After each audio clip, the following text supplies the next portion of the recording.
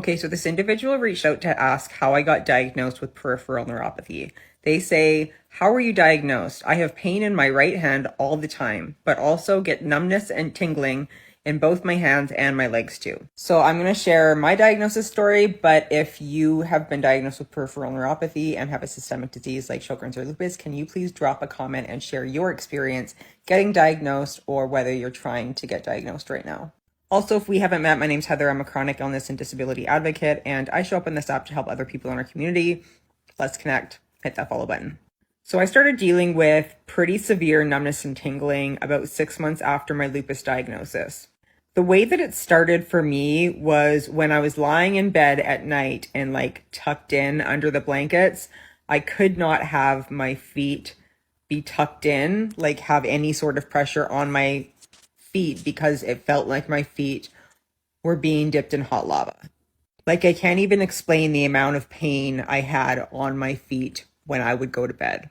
And so once I was aware of that pain when I went to bed, I started noticing that the pain was getting worse and that it was creeping up my legs pretty fast enough that it scared me. So I called my rheumatologist and asked if I could come in and talk to her about this. And she agreed. So I went in and saw my rheumatologist because that's a specialist that I've been using for all of my musculoskeletal issues.